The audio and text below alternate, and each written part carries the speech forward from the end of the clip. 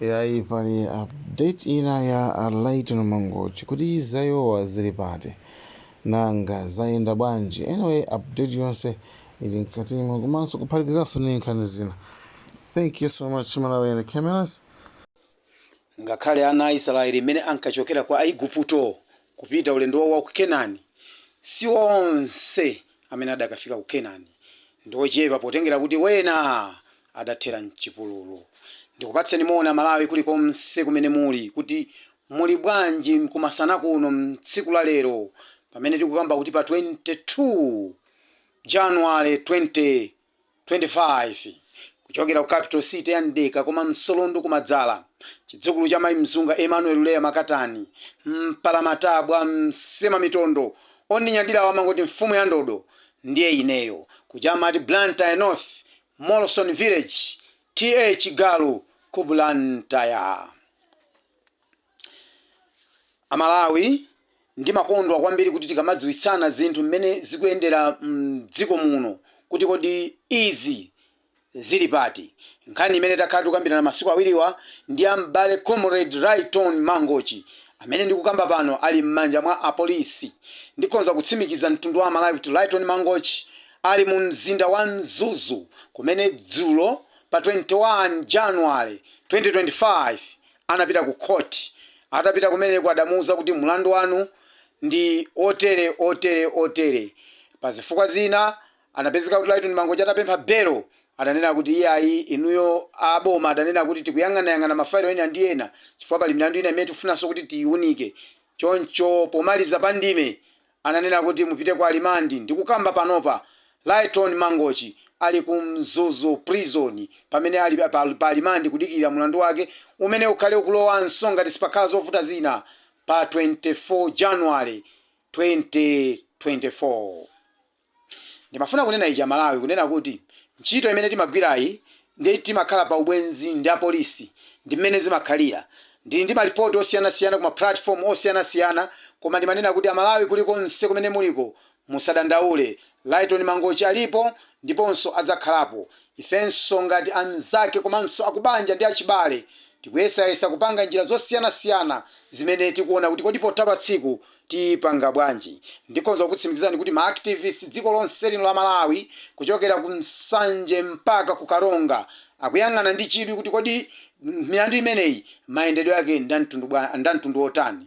Ndikunena pano ama activists anzathu akhala kufika kale kumene kuli Lighton Mangochi ku Mzuzu prison kucheza naye kukambira naye ziwiri zitatu. Ndikonza kukutsimikizani kuti malingana ndi mmene ndimaulandira utengawu zadziwika kuti Lighton Mangochi ali bwino palibe vuto lililonse. Ndipo ndikutsimikizeni Malawi kunena kuti Lighton Mangochi akhala bwino ndiponso tikuchita chotheka china chilichonse pansipa kuti Lighton Mangochi makamaka pa 24 ngati sipakhala zovuta zina tikhalenso tili naye tikucheza naye kunja kuno pamenepo timanena kuti tikapita kumene kuja ku polisi kapena tikapita kumene kuja timakutchula kuti ndi mkati. Koma tikutsimikizana Malawi Lighton Mangochi akhala akutuluka.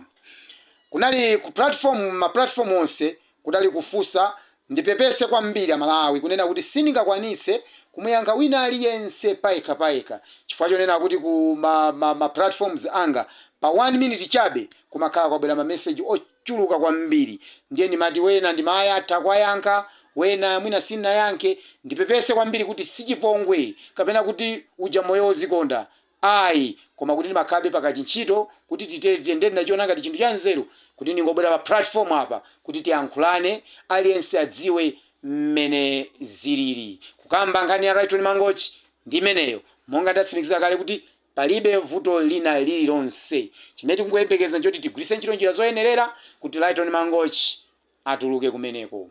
Ndimayamikira kwambiri kuti makhoti athu ndachilungamo kwambiri. Makhoti athu sali ngati mmene mwina wena amaganizira kuti uyu tikamtenga akapita uku basi zake zikhale zada. Amayiona nkhani mmene ilili. Ndinacho chikhulupiriro chonena kuti Lighton Mangochi akakumananso ndi makhoti athu kachiwiri atulukako.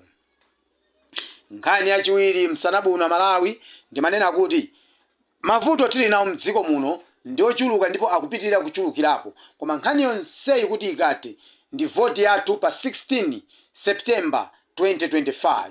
Ndimafuna ndimeme amalawi wonse mdziko lino kuyambira ku Chitipa akapena kuti kuyambira ku Karonga mpaka ku Msanje kuti pamene Electoral Commission atulutsa ija amati supplementary zakadulire ka voti kapena angoonjezera nditankhule mchichewa chomveka bwino kuti kungoonjezerapo pa zimene zidachitika kale. Ndimapempha kunena kuti amalawi wonse okhala madera osiyanasiyana kumene dongosolo limene likuchitika tatiyeni tonse munyinji tikalembetse ndi cholinga chonena kuti pa 16 September 2025 tizakhale ndi uliwu kuchokera ku voti yathu.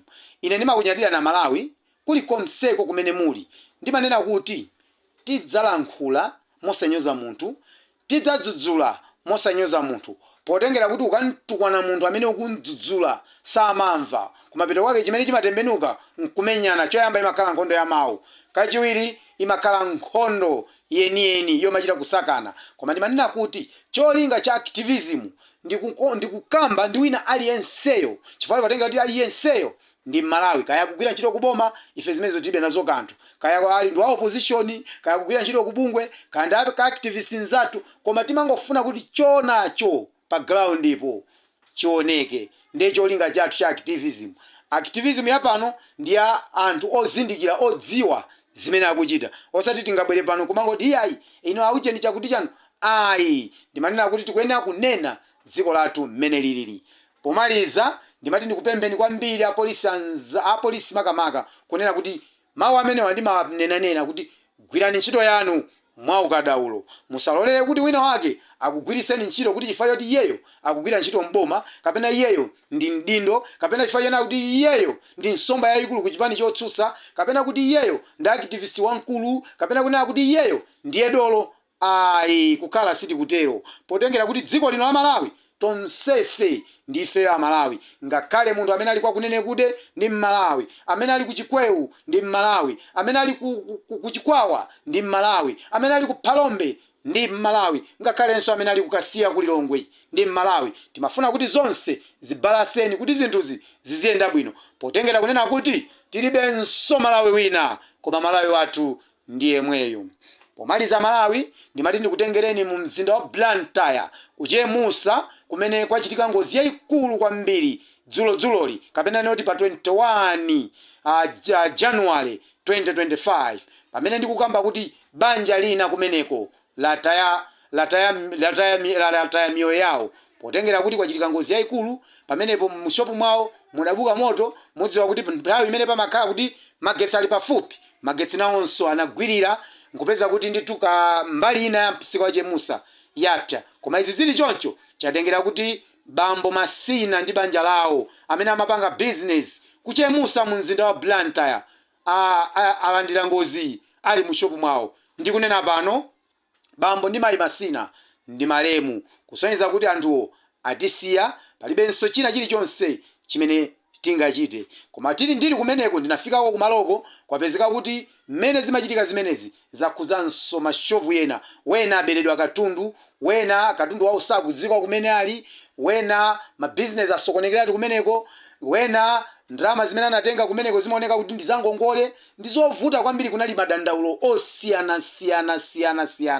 Ndimapempha kwambiri kuyambira kuntunda kuchokera kwa president wa dziko lino, kuchokera kwa bambo Daliso Kabambe a chipani cha UTM, ndikupemphanso bambo Mutharika a chipani cha DPP, ndikupemphanso bambo Enoch Chana a chipani cha Ford, ndikupemphanso Atupele Muluzi wa chipani cha UTM, komanso mapresident athu onse opuma, ndikukamba za Mai Joyce Banda, bambo Bakiri Muluzi, kuti anthu amenewa ngati pali kuthekera, ngati pali njira zina kaya zakunifi ndi kwina kotero, athandizidwe mwachangu, chifukwa chonena kuti dziko limene lilili zinthu sizikuyenda bwino. Wena amachita kunena kuti ine pano panso ndilibe mtengo ogwira, chimene ndikuchiona nkungobwerera kumudzi nkakhalenso kumphala, kapena mkakhalenso nyumba ya makolo. Koma nangapoti ndili ndi ana ndi mkazi, ndipanga bwanji? Kumeneko nkudandaula kwa Malawi. Ndimapemphanso kwambiri mabungwe okongoza ngongole, komanso mabungwe amene ali osiyanasiyana amene amakhala ndi initiative yoti akhoza kuwathandiza Malawi.